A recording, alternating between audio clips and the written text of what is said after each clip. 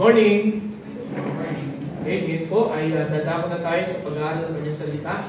Ito po ang huling linggo na ating pong pag-uusapan ang mga bagay na dapat po natin huwag makalimutan sa ating pong paggugol ng bawat araw ng 2026 para ang ating pong taon na ito ay maging mamunga, no? Maging makabuluhan at makahulugan sa ating pong buhay.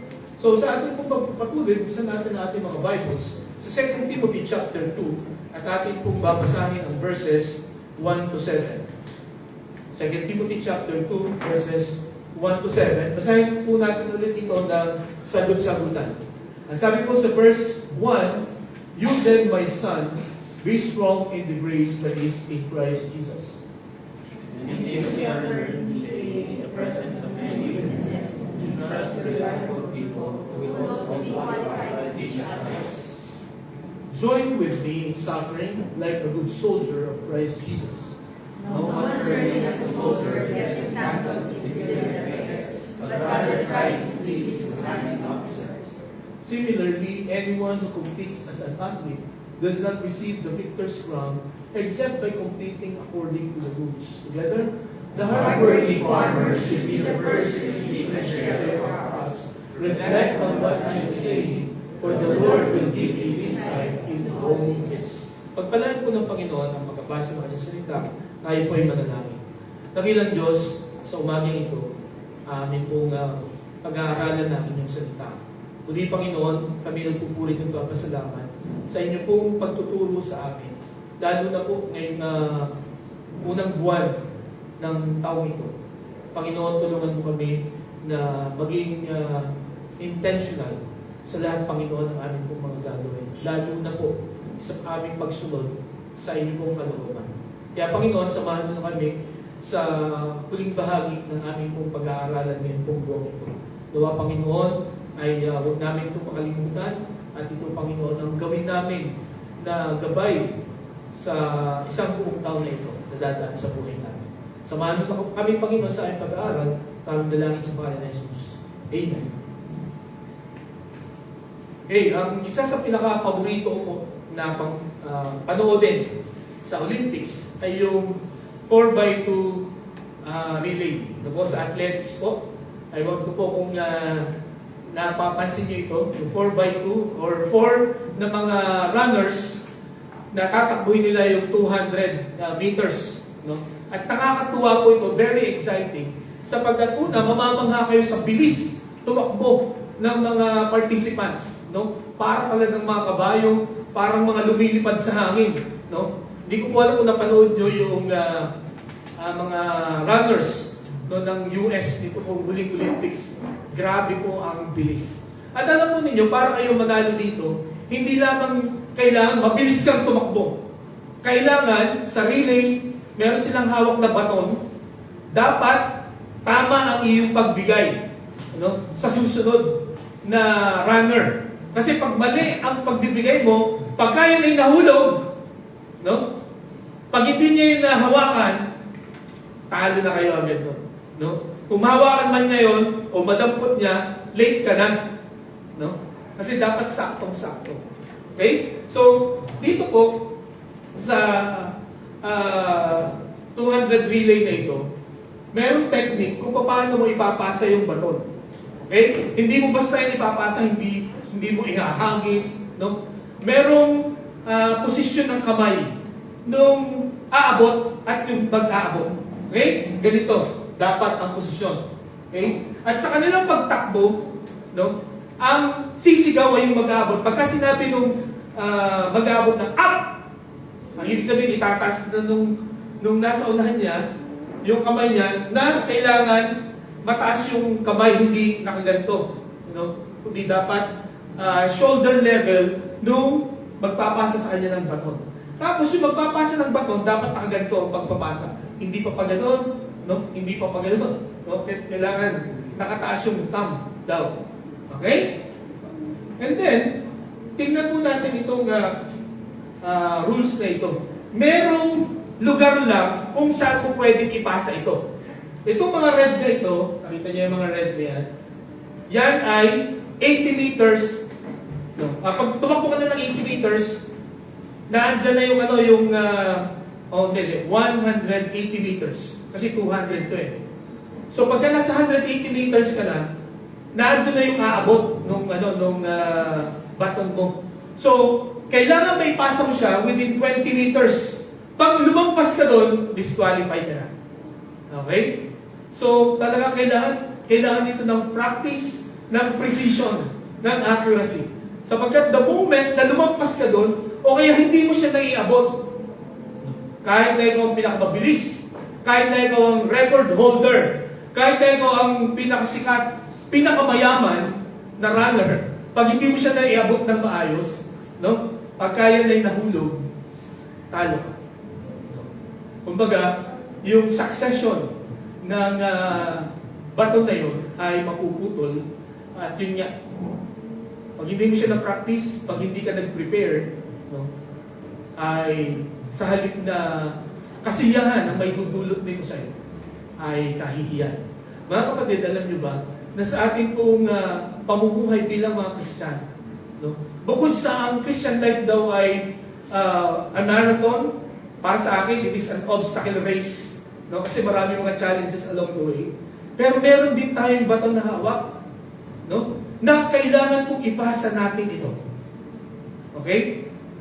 Dapat ay maayos natin itong maipasa, no? Yung ating pananampalataya, no? Yung ating pong katapatan, no? Ay maipasa natin sa susunod na generation.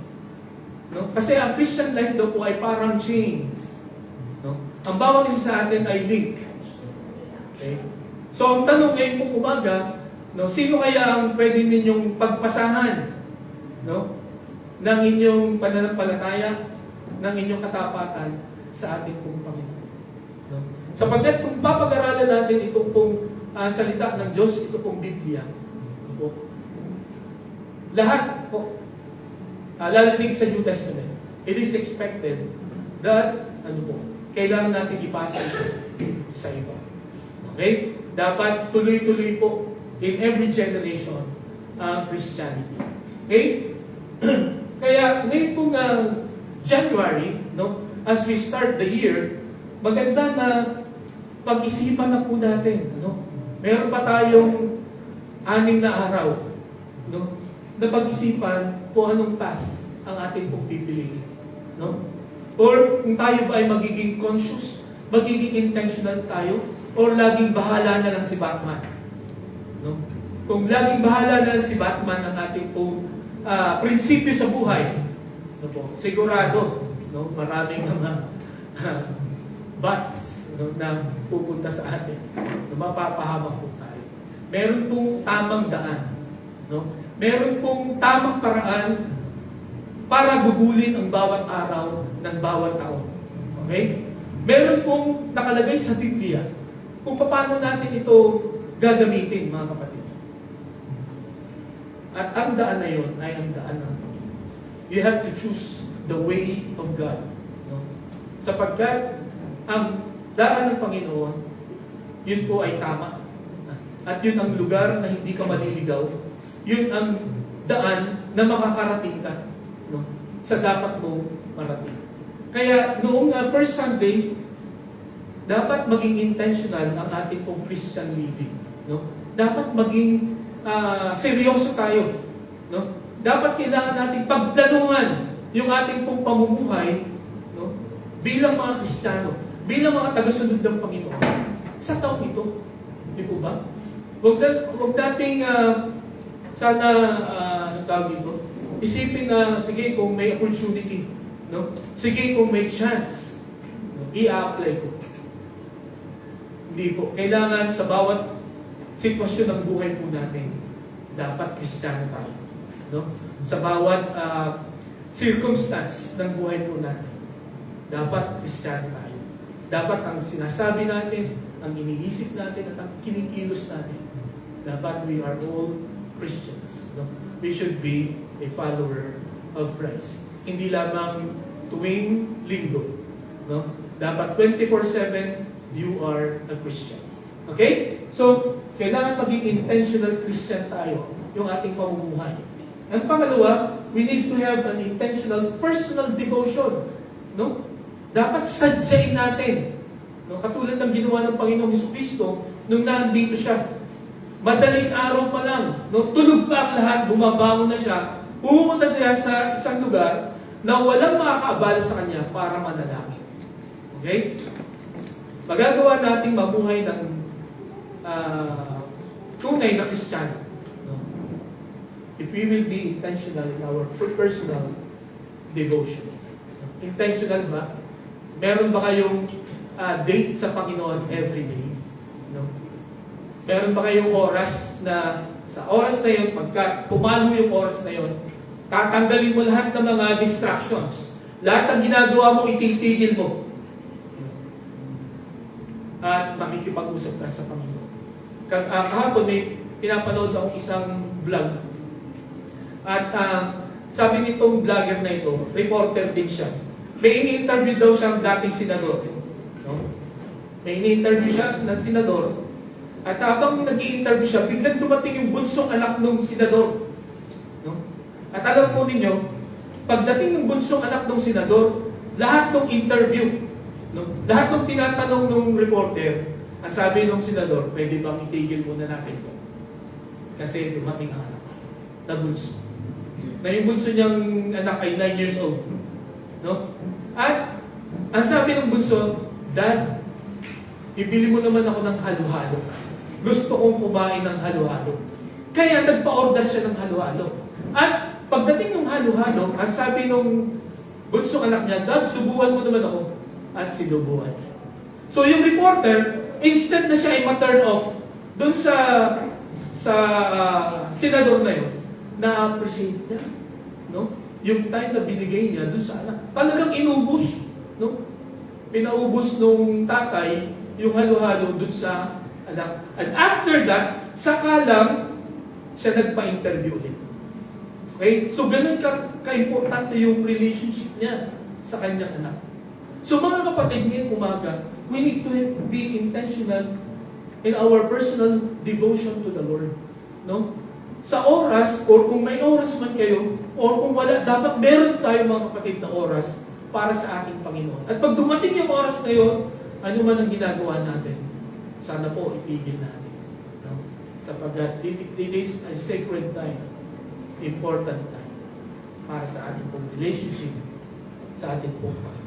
Okay? So ngayong taong ito, ngayong 2026, kung hindi niyo yan naisip, no? Hindi kayo naging conscious noong 2025, ngayong 2026, mga kapatid, by God's grace, let us be intentional in our personal devotion sa ating pong Panginoon. And you will not regret it. Your year will be a different year. Sa buong taon, o sa lahat ng mga taon ng pamamalagi natin dito sa lupa. Okay? Napakahalaga po ng mga bagay nito. And then last week, through sa internet, online po tayo, intentional evangelism. Intentional evangelism. Sa ating pong pamumuhay bilang mga Kristiyano, isa po sa mandate, isa sa utos po sa atin ng Panginoon ay magbahagi ng salita ng Panginoon. At mga kapatid, ang dahilan kung bakit lagi natin idinudugtong yung salitang intentional. Sapagkat, hindi lang minsan, kundi madalas sa buhay po natin, nag-iintay tayo ng pagkakataon. Di ba? Pagka hindi na ako busy, pag hindi na ako, pagka ako'y nasa mood, di mo ba? Pagka ako'y may spare time, pagka wala nang ibang gagawa, saka ako gagawin.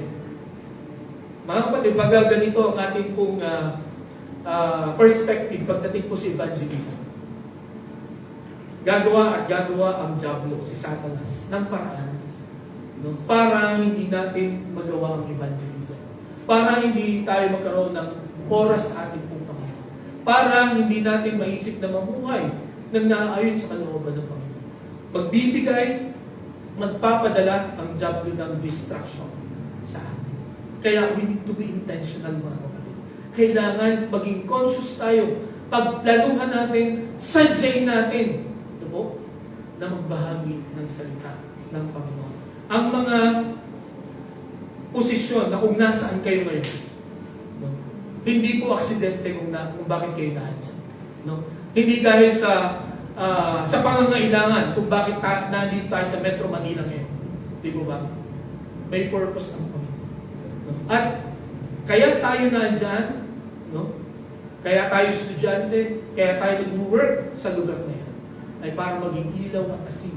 Para makita ng mga tao yung Kristo na nasa buhay natin. At pagka nagtanong sila about our lives, tayo po ay maging handa na ibahagi yung dahilan. Bakit tayo kakaiba? Di ba ba? At dito po sa CGBC Satellite, yan po ang prayer natin that all of us will be ready to answer those questions. Bakit iba ka? No? Ano ang meron sa iyo? Di ba? Ready po tayo kahit na 5 minutes lang na i-share kung ano nangyari sa buhay natin. Anong ginawa ni Jesus sa atin. Sapagkat ang mga tao po na nakapalibot sa atin, whether we like it or not, binabasa nila tayo.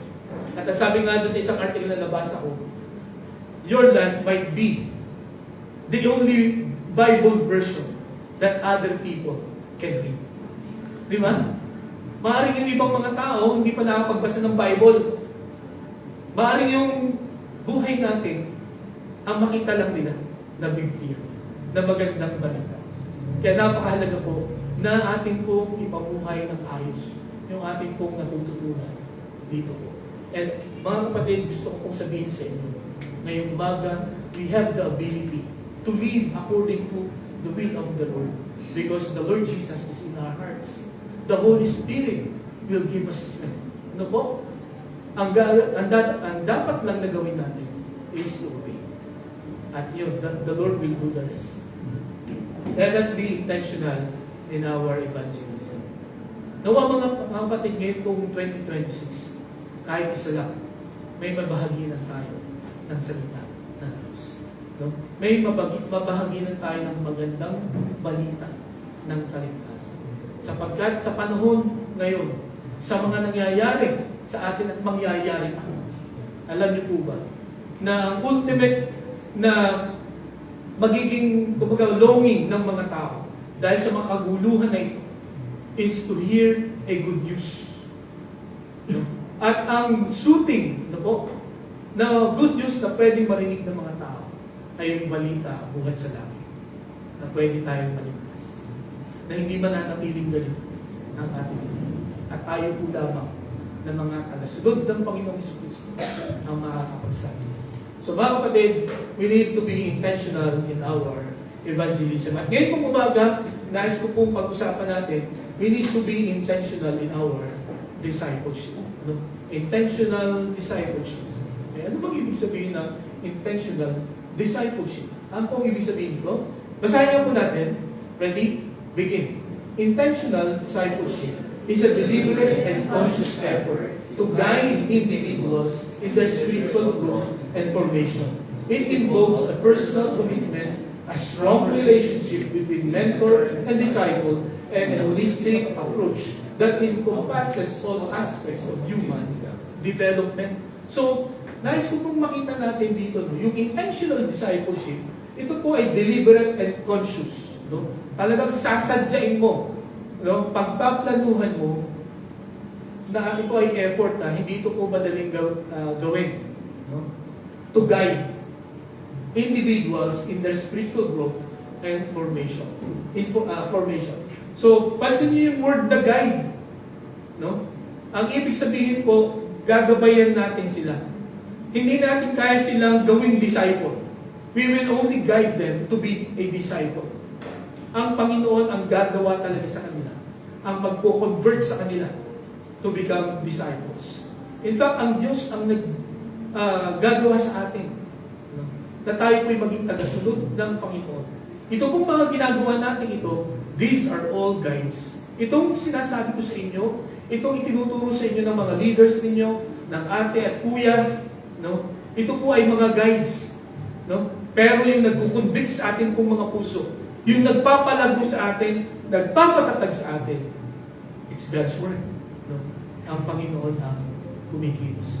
At ito, tandaan niyo po, ang Panginoon pwede siyang gumamit ng ibang tao, ibang bagay para mag-grow.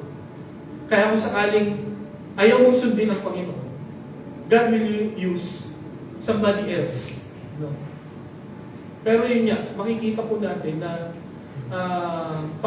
kumbaga parang pagka yung isang tao nag-grow na nabigyan ka ng chance pero hindi mo siya tinake yung chance na yun. Parang nakakapanghinayang. Di po ba? Parang sana ako yung nakapag-guide sa kanya. Di po ba? So mga kapatid, lahat tayo ay bigyan ng pagkakataon, no? To disciple people and to be discipled. Okay?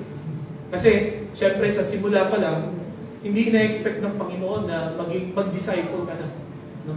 Pero pagka tayo ay matagal na ng Christian, ito po ang expectation. No? At sasabihin ko sa inyo, maganda itong word na to guide. No? Iga-guide mo lang siya. Sasabihin mo lang sa kanya kung ano yung ginawa sa'yo, yung nangyari sa'yo. Nakuha niyo po ako? So, kaya dapat tayong lahat, no? All of us has the ability to guide, no? To be intentional in our discipleship. Ang sabi niyan, it is a personal commitment, a strong relationship. No? Pagka ikaw ay nag-disciple or ikaw ay nagpa-disciple, it should be a commitment. Hindi yung ibig sabihin, pag sinabing commitment, gagawa ka talaga ng paraan para mangyari ito. Para mag-meet kayo. Para kayo ay makapag-aral. Okay? So, sa paggawa niyo yan, no, you will have a strong relationship between the mentor and the disciple, between the discipler and the disciple. No? Hindi maaaring hanggang dito lang yung level ng inyong relationship. Tataas yan, no? Sa pagpapatuloy ng inyong discipleship. Magiging matibay ang inyong relationship. No? At alam po ninyo, ang nagpapasigla at nagpapatatag ng isang iglesia ay yung matitibay na relationship. At mangyayari lang naman ang matibay na mga relationships through intentional discipleship. Kaya ang church na walang discipleship, sabihin ko po sa inyo, no, ang buhay nun saglit lang. No? Bababalitaan nyo ay, nagsara na yung church. No? Or nagkahiwa-hiwalay na sila. Or nagpunta na sila kung saan-saan. No? Iba-iba na sila ng membership. Kasi, ang hinahanap po natin mga kapatid, sino ba yung mag-disciple sa atin? Sino ba ang i-disciple na? Sa pagitan ng dahilan po kung bakit tayo niligtas ng Panginoon. No? Hindi lamang para tayo ay dalhin sa langit pagka tayo ay namatay. Kundi para ibahagi din natin ang magandang balita sa ibang tao. Okay? So ito po ang ibig sabihin ng discipleship. At dito po sa CGBC Satellite, ito po ang ating discipleship journey. No? Ito ay pinag-aralan na natin last year. Noong August 24 ay akin po itong present sa inyo. No? Ang cycle, no? Or ang system natin dito, una, kailangan mag-share po tayo. No? At pagka tumanggap sa Panginoon yung ating shareran, next, we need to strengthen them. Ituro natin yung mga basic discipline. Yung kaligtasan, yung assurance, paano magbasa ng Bible, paano manalangin, paano pumunta sa church. Pangatlo, pangapat, paano magbahagi ng salita ng Panginoon. And then, yung mga susunod, yung mga basic doctrines pa. Okay? So, yun ang pagpapalakas. Next is sharpening. So, dito, atin pong aalamin ano ang kakayahan ng pinagkaloob sa atin ng Panginoon. At kung sakali na makita ninyo, ma-identify ninyo, ano yung kakayahan, ano yung mga gifts ninyo, ang gagawin po natin dito, i-develop pa natin yan. No? Talagang hahasaan natin ang gusto yan para yung ika-apat, all of us will go out and make disciples. Yan po ang cycle ng discipleship ng CGBC Satellite. And for us,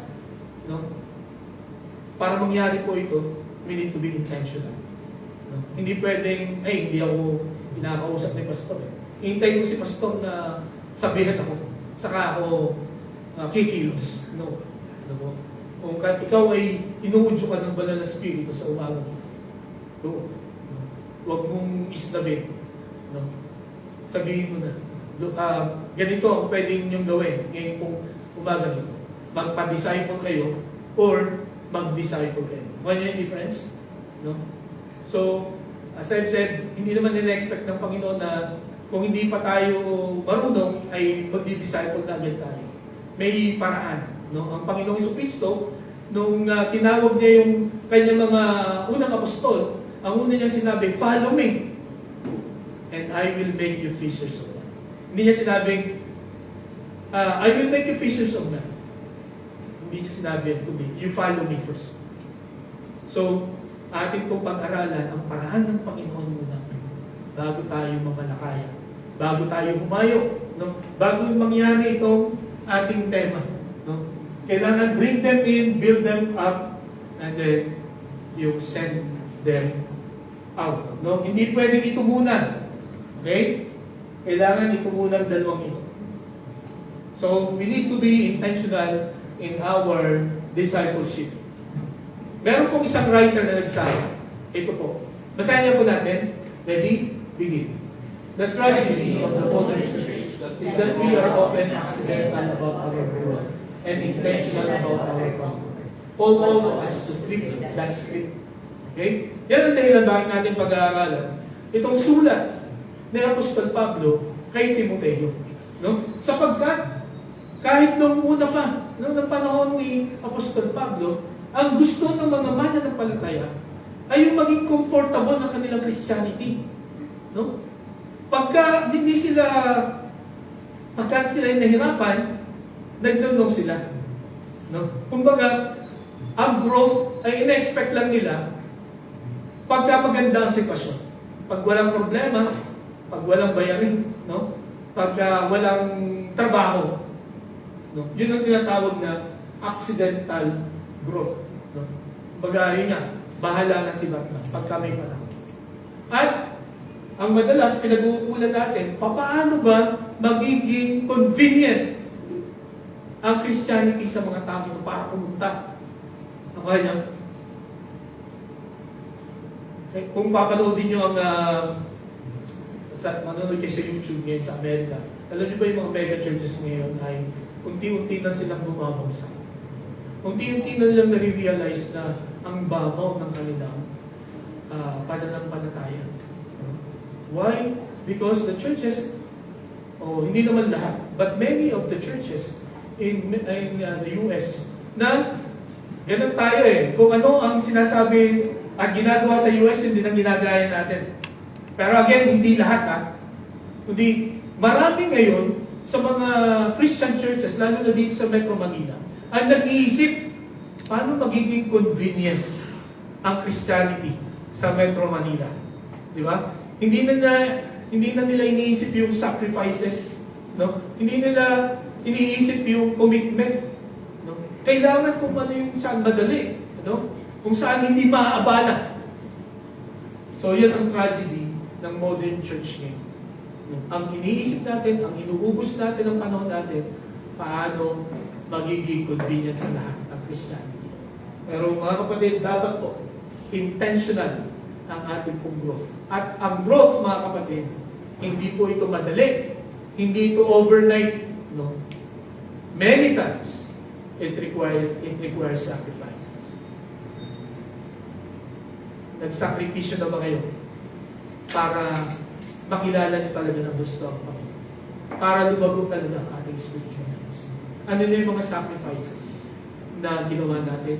Or ano ang ating willing na i-sacrifice for us to grow sa ating pong spiritual life? Yan po ang ating pag-uusapan ngayon pong umagang ito. May tatlong dahilan kung bakit po pwede na magkaroon tayo ng intentional discipleship. At yan po ang tinuro ni Apostol Pablo. Ito pong 2 Timothy, ito ang last na letter ni Apostol Pablo bago siya mamatay. No? At ito pong 2 Timothy, or pangalawang sulat ni Pablo kay Timoteo, naglalaman ito ng kanyang mga tagubilin na mga dapat mong gawin. Sapagkat itong si Timoteo, siya po ay bata at bagong pastor. Noong unang panahon, yung 40 years old, bata pa yun. No? Bata pa yun sa kanila, lalo na sa pagpapastor. No?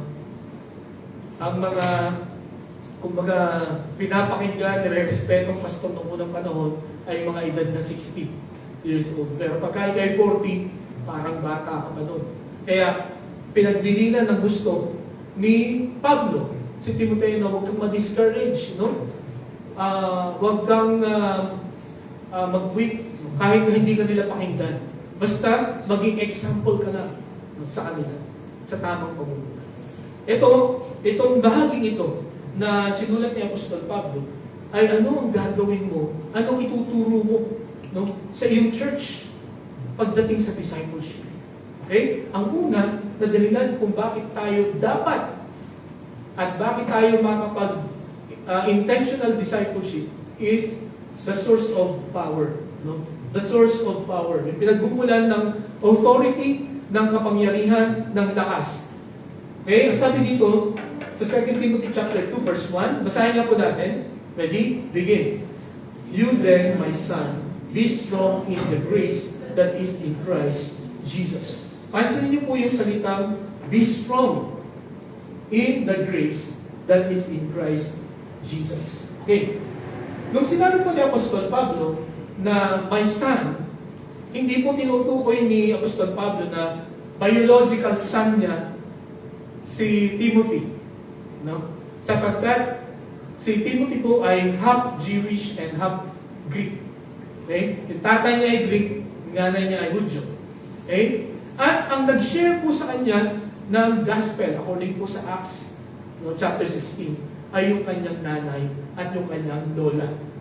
Okay? Doon niya tinanggap ang Panginoon. Pero bakit sinabi ni Apostol Pablo, you then my son?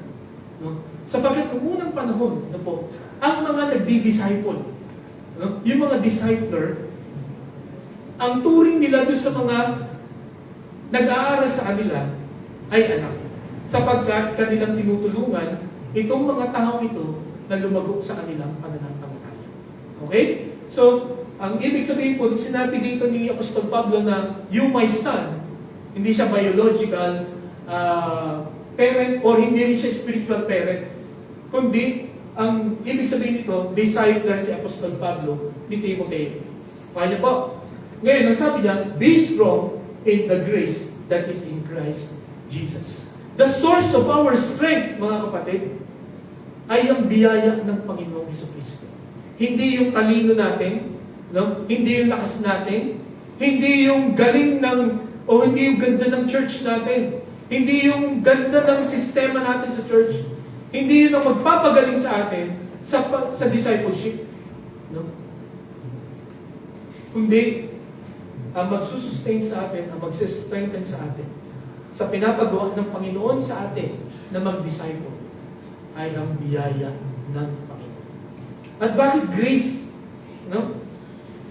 Para wala tayong lahat ipagmalaki. No? Sapagkat ang grace, hindi mo yan makukuha dahil sa meron kang ginawang maganda.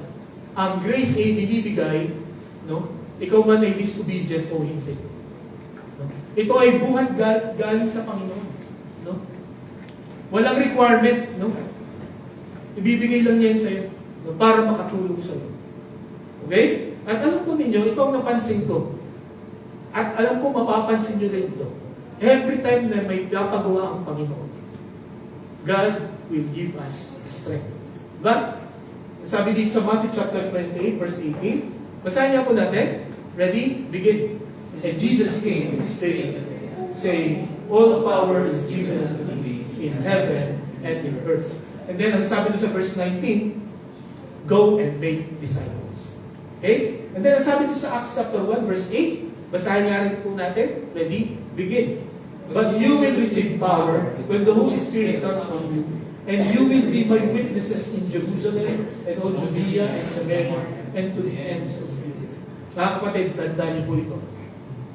Hindi natin kaya na maging witness sa Jerusalem, sa Judea, Samaria, and the ends of the earth kung wala tayong kapangyarihan from the Holy Spirit, from God. Ito pong ating naririnig ngayon. No? Ito yung pinapagawa sa atin ng Panginoon, hindi po natin ito magagawa by our own strength, no, by our own intelligence. magagawa natin ito through the power of God that will be given to us. Okay? So, pag may iniutos ang Panginoon sa atin, huwag kayong mag-alala. Kung maisip ninyo na ako, no? Gagawin ko yan. Hindi naman ako nag-aral sa Bible school.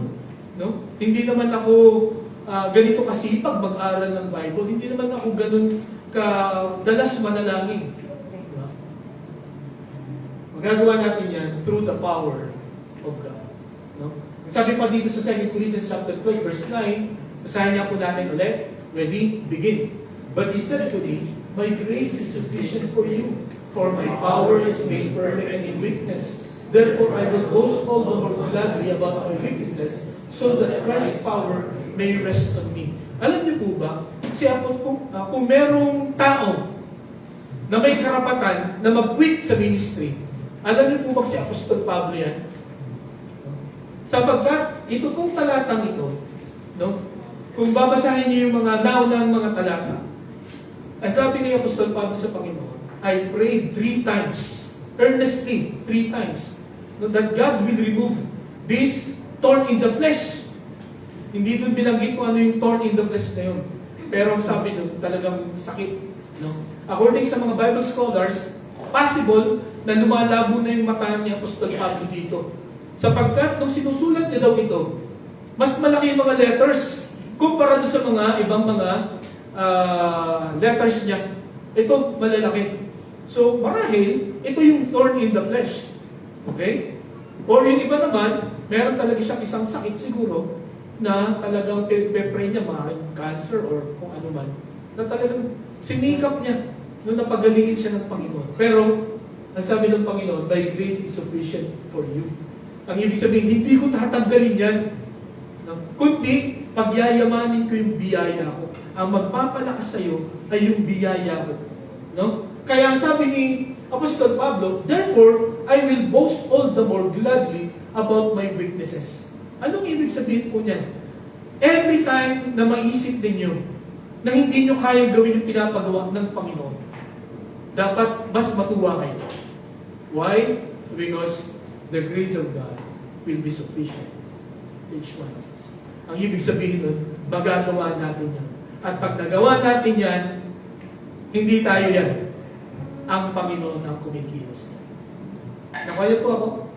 No? So mga kapatid, kung may ipapagawa ang Panginoon sa atin ngayong 2026, magagawa lang natin ito through His power. Through His grace. Kaya pagdating ng December 31, 2026, wala tayong pwedeng ipagmalaki. Na galing ko Ano ba, na-promote ka, o kaya marami kang na-share ng Word of God. No? Naging successful yung iyong pagsisikap. Wala tayong pwedeng sabihin kundi, thank you Lord. No? Sa iyong lahat ng papuri, sa iyong lahat ng tulong. Sapagkat itong taon na ito, sigurado, mararamdaman natin, mararanasan natin ang biyaya ng Panginoon. But the moment na kinalimutan natin ito, hindi natin ginamit ito, no? Sasabihin ko po sa inyo, by the end of this year, you will feel empty. Marirealize parang kulang. Parang hindi ako fulfilled. Sapagkat ginamit mo, ginugol mo ang bawat araw sa pamagitan lamang ng lakas mo. Discard mo. Gamitin natin ang kapangyarihan ng Panginoon. No? Why? Sapagkat, bago yun, sabi ni Apostol Pablo, I can do all things through Christ who gives me strength. Sabi sa Isaiah 41 verse 10, do not fear, for I am with you. Do not be dismayed, for I am your God. I will strengthen you and help you. I will uphold you with my righteous right hand. No? Ngayong taong ito, mga kapatid, pwede bang i-memorize natin ang Isaiah 41:10? No?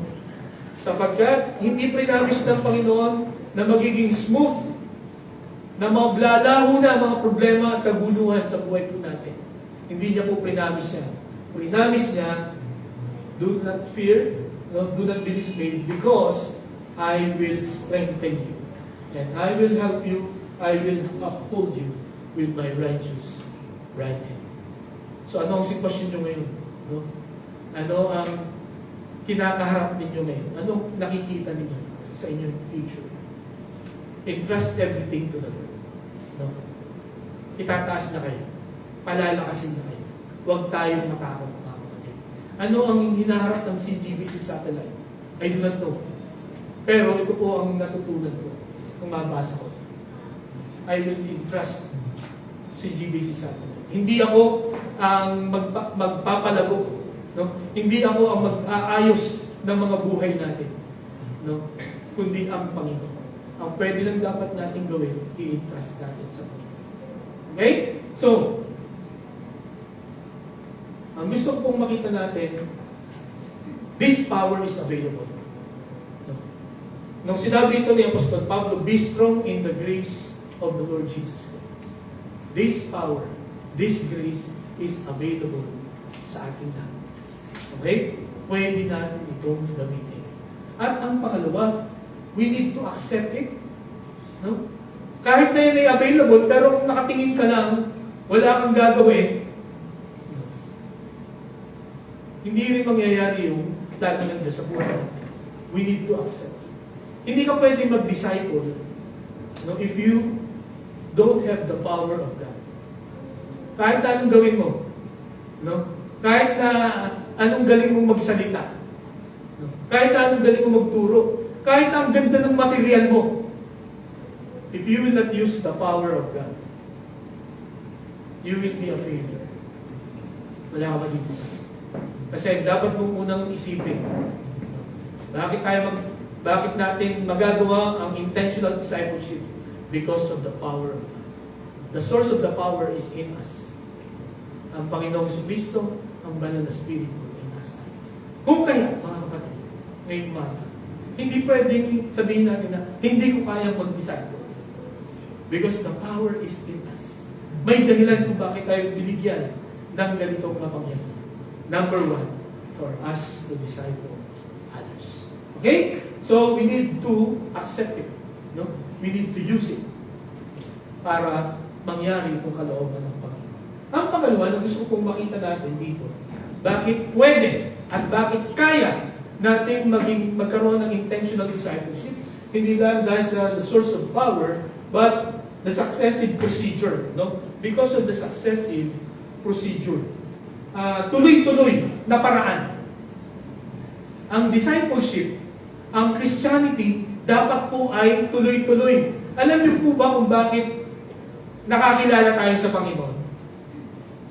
Bakit tayo tumanggap sa Panginoon? Sapagkat may mga tao, sino man yung mga nag-share sa inyo ngayon, no? Ang tumugon sa udyok ng Banal na Espiritu, nabahaginan ka, nabahaginan ako. Hindi siya natakot, hindi niya binaliwala yung udyok ng Panginoon to share the word to you. Ano kaya nangyari kung halimbawa yung mga nag-share sa atin, no? Sino ba yun? No? Sino yung nagbagi sa inyo ng word of God na tinanggap niya ang Panginoong narinig? Sipin niyo kung halimbawa umayaw siya. No? Ay, nakakatakot yan. Ay, sigurado ano yan. Hindi yan tatanggapin. No? Ako noon, 11 years old. No? So kung dalawa ang kiniklaim ko na nagbahagi sa akin, no? Si Kuya Nilo at saka si Pastor Ralph. No? So kung naisip nila na, ay, bata pa yan. No? 11 years old lang ako noon eh. No? Parang kasing tanda na ako ni Mateo at saka ni Yuri. 11 years old. No? When I first heard the word of God. No? Ano kaya sinisip nila na sa kanila lang yan si Sharon pagka mga 12 years old na yan? What if ganun kaya? Ano kaya nangyari? No? Nahuling kaya sila? No? Or ako kaya? Hindi ko ba? Pero salamat sa Panginoon sapagkat the succession of Christianity ay hindi naputol. Tuloy-tuloy. Dahil sa may opportunity na nakaharap that time, they grabbed the opportunity to share the word to me. At ako ay nagpupuri ng papasalamat sa Panginoon. Okay? Mga kapatid, ang gustong ituro ni Apostol Pablo kay Timoteo, merong successive procedure. No? Katulad ng sinabi ko kanina, sa relay, no? Kailangan tama yung pagbibigay mo. Tama yung pag-aabot mo, ang pagkuha mo ng baton para maging successful yung inyong takbuhan. Okay? The moment na hindi mo yan naipasa ng ayos, no? The moment na hindi mo yan nahawakan, mag-fail. Kaya tayo mga kapatid, itong ginagawa natin, itong pag-aaral ng salita ng Panginoon, itong ating mga fellowships na ito, no? Ito po ay paghahanda, pagsasanay, no? For a successive procedure para maipasa natin ito sa iba. Kasi kung titingnan natin itong 2 Timothy chapter 2 verse 2, and the things you have heard me say in the presence of many witnesses, entrust to reliable people who will also be qualified to teach others also. So dito sa talatang ito, may 4 na generation, no? Pinag-usapan na natin ito last year. Okay? Ang una, yung midyan ay si Apostol Pablo, no? Dinisciple ni Pablo Timothy, yung you, no? And then, ang sabi ni Apostol Pablo, entrust, no, everything that you heard from me. Saan? Sa reliable men. Okay? Or reliable people. Okay? Na magtuturo din ng iba. Kaya magturo sa iba. Okay? So, ganito po ang pattern. Ganito ang successive procedure. Mga kapatid, ito po ang gusto kong matandaan natin ngayon ng umaga. Niligtas tayo ng Panginoon, hindi para mag-isa lang. No?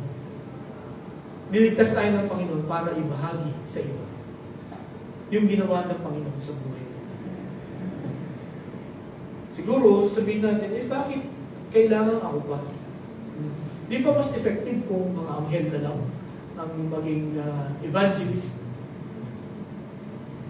Pero based sa karanasan ng mga tao. In fact, pag nanonood ako ng mga YouTube, yung mga mga testimonies nila na namatay sila ng ilang saglit, pumunta sila sa langit, nakita nila si Jesus, ang dami hindi nila naniwala. Di ba? Or sabi nila, narinig nila ang boses ng Panginoon, hindi sila naniniwala. At alam ko, kahit tayo ngayon, hindi rin tayo maniniwala. No? Kung halimbawa sabihin ko sa inyo ngayon, no, na kagabi, nag-usap kami ng Panginoon, sabi niya sa akin, ganito daw ang gawin niyo. Diba? Meron ako napanood na isang pastor, si Creflo Dollar. Alam niyo, ang mensahe niya, one time, ang sabi ng Panginoon sa akin, bibigyan daw ako ng $165 billion na aeroplano. Kaya kayo, kailangan mag-contribute kayo doon. Bawat isa, $300. No? Para maabot ko yung $165 billion na aeroplano. At tapuhan niya. No? Talagang may mga tao talaga nakinig. Pero, nitong lately, ay humingi siya ng sorry. No? Dahil sabi niya, mali yung kanyang ginawa. So, yung mga ganun, napakadelikado nun. Nakagabi, nag-usap kami ng Panginoon na sinabi sa akin directly ng Panginoon. Sapagkat ang Panginoon, nangungusap na siya through His Word. No? Kung binabasa lagi natin ang salita ng Panginoon, malalaman natin yung kanya salita. At tandaan po ninyo ito, lahat ng sinasabi ng Panginoon ay hindi salungat sa Biblia. Okay? Hindi po ito salungat sa Biblia. At makikita po natin, ito po ay tamang-tama sa ating pangangailangan at dapat natin gawin. Ano po? So dito po mga kapatid, ganito ang ating proseso parati. Mga kapatid, ngayong umaga, dito sa CGBC Satellite, no? Nawa, hindi lamang tayo sa pagdaan ng mga araw at panahon, hindi lamang tayo natiling taga-upo. No? Nawa tayo manatiling mag-isa lang. No? Kundi nawa, may sama din tayo. No? Na ating may papanalangin. Again, guide. No? Nagagabayan natin sa kanyang pananampalataya. Kasi, alam niyo po ba, many times, natatakot tayo. Baka hindi natanggapin. No? Baka hindi siya maniwala. Many times. Many times. It's all in human. Alala lang natin. Pero pag sinubukan mo na i-share yung Word of God, yun pala yung matagal na niyang hinihintay. No? Yun pala ang matagal niyang hinahanap. Yun pala ang matagal ng sagot sa kanyang katanungan. And sometimes, ang ating kong ginagawa ay sana si pastor makausap yun. O sana si ate o kasi kuya makausap yun. Baka hindi sila yung iniintay niyang makausap. Baka ikaw. Di ba? Kasi ikaw yung mas malapit at ikaw ang nakikita. Baka ikaw ang iniintay. No? Kasi sometimes, pag kami pinakilala ka, ito si Pastor Eleno. Uy, Pastor. So, alam niyo po ba ang nangyayari? Nagkakaroon agad ng wall. At ganito agad ang interpretation. Pagka pinakilala mo si Pastor, re-recruiting ako nito. Re-recruiting nito ako sa kanila. Kaya yun may wall na agad. Di ba? Hindi naman sinasabi ko, huwag niyo ako ipakilala. No? Pero ganun agad ang tendency. No? Sana, kumbaga, kung gusto nyong sharean ng Word of God ng isang tao, kayo muna, ipakita nyo. No? Kung bakit, no? Bakit nag-iba ang buhay ninyo? Kung bakit ganito ang iyong reaction sa mga pagsubok sa buhay. Ipakita niyo yung difference. At pagka, yun nga, tinanggap na niya ang Panginoon kung talagang kailangan niyo pa ng training para mag-disciple, pwede magpaturo kayo, or yun, that's the time na pwede kami pumasok. Pero yung kung kami sa unang-una pa lang, yun, ano po, sabihin ko sa inyo, may wall agad. Pwedeng pagbigyan ka ng once or twice. Pero after that, kasi gano'n agad magiging thinking. Nakuha niyo po ako. So, mga kapatid, ito po ang dapat natin gawin. No? Magkaroon po tayo ng Timothy sa buhay natin. No? Sino kaya yung pwede nating Timothy? Or successor natin? May isang nagsabi, success without a successor is a failure. No? So, kahit na sa tingin mo successful yung iyong naging buhay, pero kung walang tagapagmana, yung susunod sa'yo, ay failure ka. Ibig sabihin nung naging makasarili ka. No? Hindi mo siya pinasa. Lalo na ang ating po, Christianity. It is meant to be shared. Hindi po ito meant para sarilihin natin. Okay? Then, kung titignan po natin din sa Deuteronomy chapter 31, verses 7 and 8. Sa Old Testament pa lang, no? Sabi yan, then Moses son of Joshua, and he said to him in the presence of all Israel, be strong and courageous, for you must go with these people in the land that the Lord swore to their ancestors to give them, and you must divide it among them as their inheritance. The Lord himself goes before you and will be with you. He will never leave you nor forsake you. Do not be afraid. Do not be discouraged. Ito po ang discipleship. No? Hindi sinabi ni Moses na, I will be with you. No? Sino siya? No? Sino tayo para ipangako yung gano'n? No? Huwag kang matakot. Sasamahan kita. No. Ang sabi ni Moses kay Joshua, don't be afraid. The Lord will be with you. Why? Because the Lord is the source of strength, the source of victory. Okay? So dito, nag-disciple ni Moses si Joshua. And then dito naman sa 1 Kings 19:21, so Elisha left him and went back. He took his yoke of oxen and slaughtered them. He burned the plowing equipment to cook the meat and gave it to the people, and they ate. Then he set out to follow Elijah and became his servant. So, makita po natin, kung babasahin natin ang pangyayari sa buhay ni Elijah, no, bago siya kunin ng Panginoon through a chariot of fire, ang naging disciple niya ay si Elisha. Siya yung pumalik. Okay? And then, kung makita natin dito, yung sinabi ko sa inyo kanina, si Apostol Pablo, sabi niya kay Timothy, my son. And then, si Pedro, sa 1 Peter chapter 5, verse 13, she who is in Babylon, chosen together with you, sends you her greetings, and so does my son, Mark. Sino itong sa Mark na ito?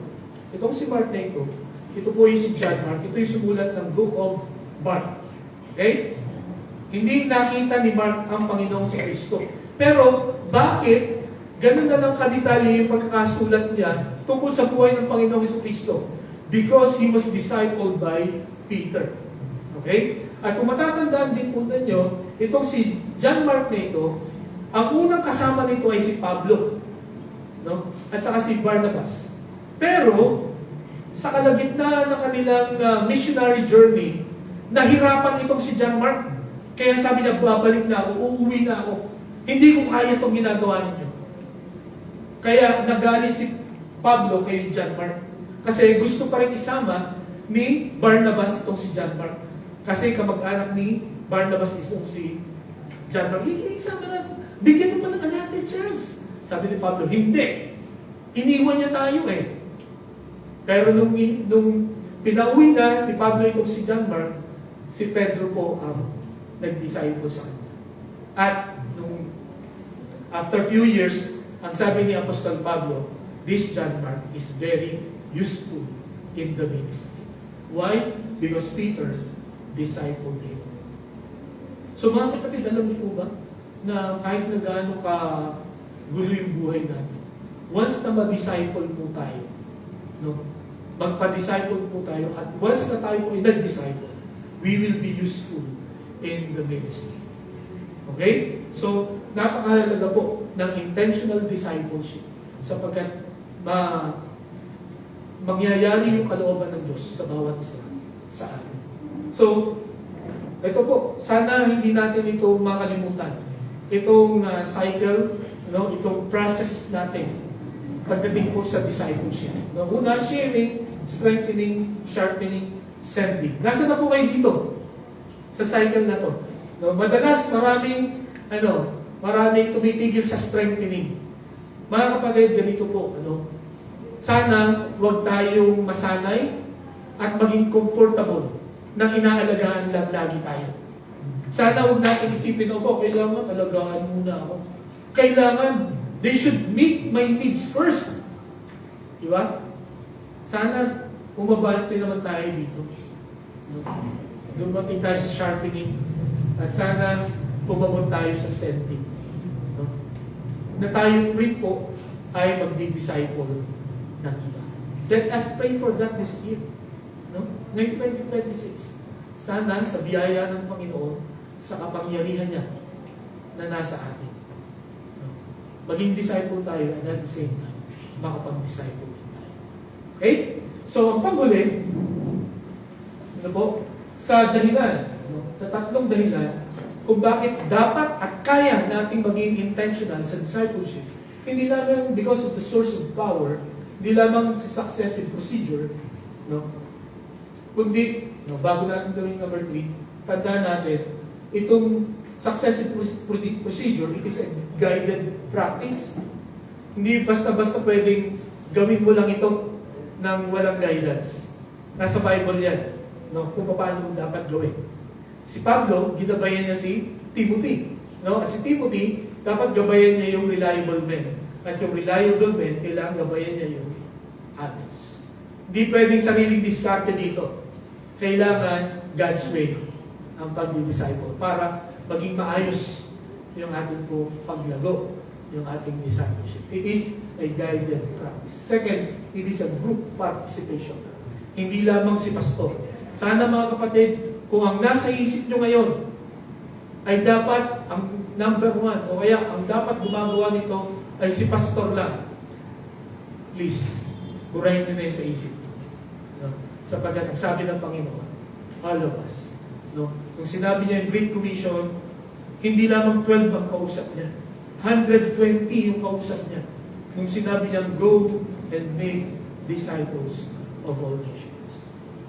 Okay? So lahat ng tumanggap sa Panginoon bilang sariling tagapagligtas can and will make disciples. Ano po? Pagkat ito ay group participation. Grupo tayo. Hindi sila lang o hindi si pastor lang o hindi iilang tao lang. Tayo po, mga kapatid. Okay? So, ang pangatlo, na makikita natin ay the selfless perseverance. Okay? Selfless perseverance. Selfless, ang ibig sabihin nun, hindi mo iisipin yung sarili mo. Okay? Nasabi sa Galatians chapter 2 verse 20, not I, but Christ who lives in me. Okay? Hindi na ako, kundi ang dahilan kung bakit ko gagawin ang mga bagay na ito because of Christ who lives in me. Magdi-disciple ako. Hindi dahil sa kaya ko, hindi dahil sa ako lang ang qualified. No. Magdi-disciple ako because of Christ. Hindi tayo magdi-disciple because it is convenient. No. Hindi dahil sa marami tayong oras. Magdi-disciple tayo because of the Lord. Ito ang utos sa atin, ito ang dapat natin gawin. Selfless perseverance. Ang una, na gusto ko makita natin. No? Ang intentional discipleship, hindi po ito madali, hindi ito overnight, hindi po ito simple na bagay. No? Ang sabi ni Apostol Pablo sa verses 3 and 4, join with me in what? Ano? In suffering. Oh man, suffering. At sabi nung teacher namin sa Greek, ang interpretation daw ng suffering na yan ay hindi suffering, hindi gano'n, kundi suffering. Ito yung difference? Mahabang suffering. Mahabang proseso. Sabi ni Apostol Pablo, join me in suffering like a good soldier of Christ Jesus. No? Sabi niya, no one serving as a soldier gets entangled in civilian affairs, but rather tries to please his commanding officer. Paano natin masusurvive ang suffering? How can we persevere? No? Sa paglilingkod ng may paghihirap. Ito ang dapat natin gawin. Let us try to please the commanding officer. Alam niyo po ba kung bakit lalo humihirap yung paglilingkod natin? Sapagkat pinapakinggan natin yung sinasabi ng iba. Yung comment ng iba. Naalala ko nung papasok ako sa Bible school. May isang pastor ako nakausap. Nagaling talaga ako sa kanya. Na high blood ako. Kasi sabi niya, magpapastor ka? Niya, oo, magpapastor ako. Sigurado ka? Oo, sigurado akong papastor. Huwag ka naman pastor. Mahirap ang pastor. Maghihirap ka. No? Wala kang kakainin noon. Galit ako sa kanya talaga. Sabi niya, ano ka? No, pastor ka tapos ganyan na sinasabi mo sa akin. No, dinidiscourage mo ako. Galit na ako sa kanya. And then, kumabyo siya. Sabi niya, sinusubukan ko lang naman na talaga, disiplito ka. Pastor. Pero lahat na sinabi ko sa iyo, posibleng mangyari. Pero, tutuloy ka pa rin. So mga kapatid, alam nyo, kung hindi ako sigurado sa tawag ng Diyos sa akin, at ako'y nagpapaniwala doon, sa sabi niya, sabi, ay, oo nga, ganun ba? O siya, hindi na ako magpapasto. And then, nung ako po ay second year, nasa Bible school, no? Kinausap ako ng kapatid ko, na sabi niya, ano pong pangarap mo kung hindi ka nagpasto? Sabi ko, gusto ko sana maging piloto. Diba, sarap pakinggan. Piloto. Alam niya, sabi niya sa akin, parang awa mo. Lumabas ka na sa Bible school. At ako nasasagot sa pag-aaral mo ng piloto. Sabi ko, hindi, tapos na. Siguro, nakinig ako doon sa kuya ko. Siguro, piloto na ako, pero baka patay na ako. Baka sumabog na yung aeroplano na aking pinapalipat. Diba? Hindi ko alam. Hindi natin alam. Pero that time, that was my conviction. Talagang ito ang sigurado ako sa tawag ng Panginoon. Hindi ko sinasabing naging madali ang buhay ko bilang pastor. Maraming mga challenges.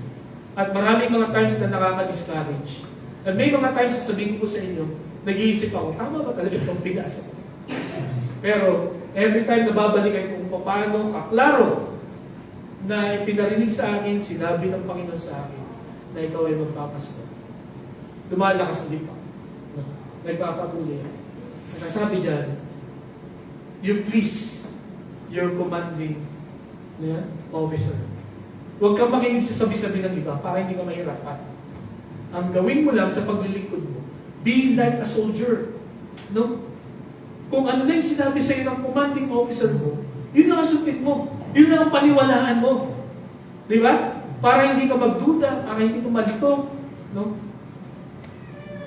Para hindi ka ma-discourage. Ano sinasabi ng Panginoon? Ngayong 2026, narinig niyo na ba? No? Nabasa niyo na ba sa Biblia? Ano ang pinapagawa sa inyo ng Panginoon? Listen to Him and follow Him. Okay? Sabi pa dyan, you need to have a devotion like a soldier.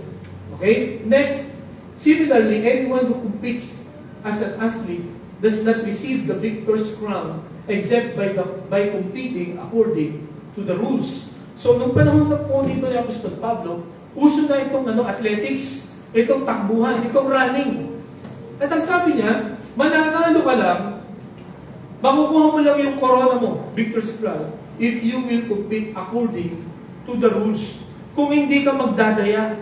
Di ba? So, for us to have a selfless perseverance, we need to have a devotion like of a soldier, and we need to have a discipline of a runner.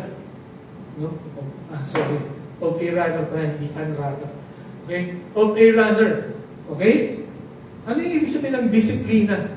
Kailangan, kung ano yung sinabi lang ng Panginoon, yun lang ang iyong gagawin. No? Hindi pwedeng shortcut. Hindi pwedeng widow. Alam niyo ba pagka sinabing widow? No? Widow. Widow. No? Yung nakakagawa ka ng paraan. No? Meron ako isang pastor na bumili siya ng lumang-luma na Starex. Lumang-luma na Starex. Nagka-problema doon sa makina. May natanggal na tornilyo. Ay dahil sa wala siyang time bumili at saka napakamahal ng tornilyo yun, ang ginawa niya, pako yung nilagay niya. No? Pako yung nilagay niya. Nung nilagay niya yung pako, sabi niya, ayaw umurong, hindi mag-reverse. Puro abante lang yung sasakyan. No? Ay hinihintay ko siya, kasi nakapark siyang ganyan. No? Hinihintay ko siyang maunang lumabas para makalabas din ako. Kaso walang reverse. So, ang ginawa nung isang pastor, itinulak pa kasi wala nga reverse. Kasi, yun nga, nung nawala yung tornilyo yun, hindi niya napatakbo. Pero nilagyan niya ng pako, napatakbo niya. Pero hindi niya alam na nawala yung reverse niya. Okay? So, ganun ang mangyayari pagka we don't play by the rules. No? Yes, maaaring magiging okay sa simula. Pero hindi mo siya masusustain. Magkakamali, mahuhuli ka. Aabutan at aabutan ka. So we need to have a discipline of a runner. No? Kailangan kung ano yung sinabi, yun ang iyong gagawin. No? At yung mga sacrifices ng mga runner, ng mga athlete, dapat gawin natin. No? Hindi natin ma-achieve itong mga bagay na ito overnight, no? Kundi kailangan ng panahon. Huwag tayo magmadali. No? At kung halimbawa dumaan tayo sa difficulty, huwag tayo mag-quit, huwag tayo ma-discourage. Tuloy lang. Okay? Then, panghuli, the diligence of a farmer. Yung sipag, no? At syaga ng magsasaka. Sabi diyan, the hard-working farmer should be the first to receive a share of the crops. Reflect on what I am saying, for the Lord will give you insight in all this. Mga kapatid, ngayon pong umaga, kung tayo po ay magsasyaga at magiging masipag katulad ng magsasaka, matatanggap natin yung harvest. Makikita natin yung resulta ng ating pong pagsisikap. Hindi hahayaan ng Panginoon na hindi natin makita yun. No? At pagka nakita natin yun, makikita natin yung blessing ng Panginoon sa bawat isa. Makikita natin na totoo nga. No? na ang Panginoon ay tumutupad sa kanyang pangako. Totoo nga na pagka ginawa mo yung proseso, no? Sinunod mo ang gusto ng Panginoon, ay mangyayari sa atin. And you know what, mga kapatid? Kung ito'y mangyayari sa CGBC Satellite, no? Kung lahat po tayo, we will be intentional. No? Thank you. If we will be intentional in our discipleship, sasabihin ko po sa inyo ito. Ito'y sinasabi ng Biblia. Magkukulang na tayo sa space, sa upuan. At naniniwala ako na bibigyan na tayo ng Panginoon ng mas malaking lugar. No? Kasi ito po ang aking na-observe sa gawain ng Panginoon. Sa amin pong keep, no? Every time na kami po ay nag-meet ng mga pastors ng Mindoro Ministry sa Mindoro. Yun po ang aking napansin. No? Basta puno na sa lugar na kanila pinagtitipunan, merong nagiging available na lugar sila. No? Sa Pinamalayan, no? Sa Boro, sa Socorro. Meron silang bagong lugar na lilipatan. No? Bakit? Puno na sila doon sa kanila lugar na pinagtitipunan. At naniniwala po ako na ganun din ang gagawin ng Panginoon sa atin. Well, hindi tayo mag-disciple para may malipatan ng mas malaki. Pero gusto ko pong sabihin sa inyo, God will bless this church. No? Ito po ang source ng growth ng church.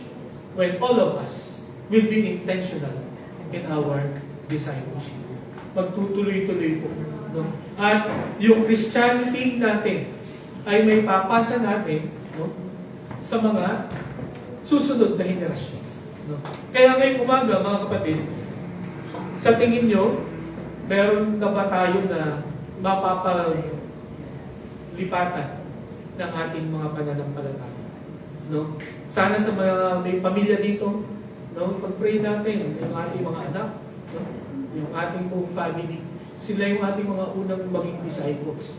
No? Bago tayo tumingin sa kapitbahay, no? Sa iba, no? Let us disciple our family. Okay? And then, pagkat turuan natin, hindi lamang turuan natin sila maging disciple, kundi turuan din natin na mag-disciple ng iba. Oh? So, ito po ang gusto ko na matutunan natin ngayong umaga. Ang sabi dito, no?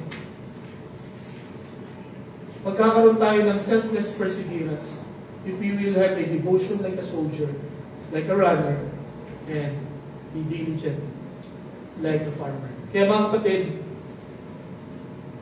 again, huwag tayo mag-alala na patapos na ang January. No? Pero maging excited tayo ngayong umagang ito sapagkat itinuro sa atin ng Panginoon ngayong buwan ng January kung anong dapat natin gawin starting February hanggang December. We need to be intentional, no? In our Christian living, no? In our personal devotion, in our evangelism, and in our discipleship. Tayo po'y manalangin. Panginoon, salamat po sapagkat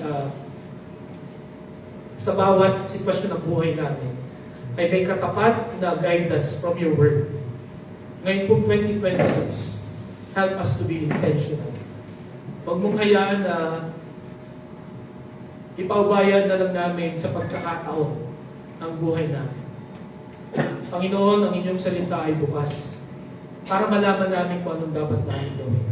Para makita namin ang aming direction. Lord, ngayon pong umaga, sa pagtatapos ng o sa huling linggo ng January, nawaan namin, nakita namin, Panginoon, kung ano ang dapat namin gawin ngayon pong taon ito. Tulungan mo kami na pagplanuhan at sadyain na gawin itong mga natutunan namin ngayon po. Sapagkat sa pamagitan lamang nito, lalago, titibay kami sa aming pananampalataya at makikita namin ang bunga ng inyong pong ipinapagawa sa bawat isa sa amin. Ang dalangin ko po sa CGBC Satellite, help us, Lord, to grow hindi lamang in quality, but also in quantity. Ikaw, Panginoon, ang bumabay sa amin, and through your power, Panginoon, alam ko na ikaw po ay matutupad. Ito ang aming dalangin sa pangalan ni Jesus. Amen.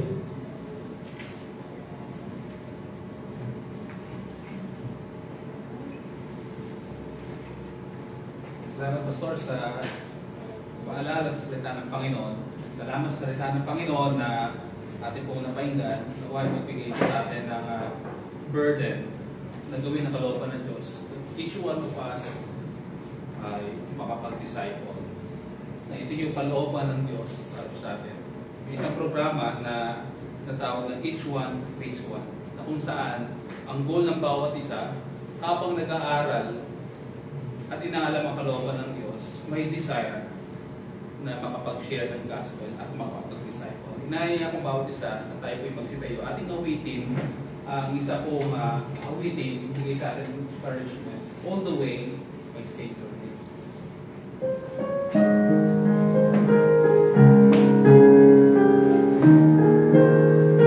Everybody, let us sing. All the way my Savior leads me, what have I to ask beside? When I doubt His tender mercy, who through life has been my guide. Let His peace divine is offered, here by faith in Him to dwell. For I know whate'er befall me, Jesus doeth all things well. For I know whate'er befall me, Jesus doeth all things well. All the way my Savior leads me, tears His winding by my trance, gives me grace for every trial, feeds me with the living bread. For my weary steps may falter, and my soul athirst may be, gushing from the rock before me, though a stream of joy I see. Gushing from the rock before me, though a stream of joy I see. All the way my Savior leads me, on the fullness of His love, perfect rest to me is promised in my Father's house above.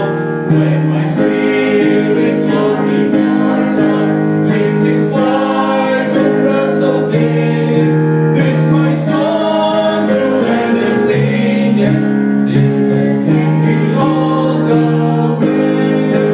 This my song through endless ages, Jesus lead me all the way. Ay po'y manalangin. Nakilang Diyos, maraming salamat po sa mga mensahe ng mga awit ngayon. Salamat, Panginoon, sapagkat hindi ka napapagod at nagsasawa. Nagabayan, pangunahan, at turuan kami sa bawat taon na lumilipas sa buhay po namin. Salamat po, Panginoon, na sa kabila na kami ay sumusuway sa inyo, hindi kami nagtatapat, nananatili kang tapat, Panginoon. Kami, Panginoon, ay pinapakita ko pa rin ang gusto mong gawin namin. Salamat po sa buwan ng January na kami, Panginoon, ay ginabayan mo. Alam ko po na marami kaming pinagdaanan agad ng mga pagsubok, mga hamon sa amin po mga kalusugan, sa aming Panginoong mga trabaho, sa aming Panginoong mga relationships. Alam ko po, Panginoon, na marami pa kaming pagdadaanan. Pero salamat sa gabay ng inyong salita. Salamat sa liwanag dito na pinagkakaloob sa amin. Na ito po, Panginoon, ay nagiging tanglaw namin, Panginoon, sa kung paano namin gugulin ang bawat araw. Ito ang gumagabay sa amin sa direksyon ng buhay namin. Panginoon, sa inyo na namin tinatalaga ang buong tao ito. Panginoon, help us to be intentional. Lalo na sa pagsunod sa kalooban. Tulungan mo po kami, ang bawat isa sa amin, na ang mga salita mo na narinig namin ay kumilos po sa buhay namin. Panginoon, tulungan mo kami na mag-commit sa inyong Panginoong kalooban. Sapagkat dito lang talaga mangyayari. Dito lang namin mararanasan ang katuparan at katotohanan ng inyong pangako when we commit our lives to you. Kaya ngayong taong ito, Panginoon, help us to be committed members, followers of the Lord Jesus Christ. Panginoon, samahan mo na kami sa aming Panginoong patuloy na pamumuhay sa taong ito, Panginoon. At ingatan mo rin kami sa aming pag-uwi, sa aming pansamantala pag-iwahiwalay, sa bawat linggo na dadaan sa buhay namin. Ikaw ang mamuna. Tulungan mo kami na maging intentional sa aming pagbabahagi ng iyong salita. Bigyan mo kami, Panginoon, ng mga tao na pwede namin po kayo disciple, Panginoon. Tulungan mo rin kami na maging disciple, maging tagasunod po, Panginoon.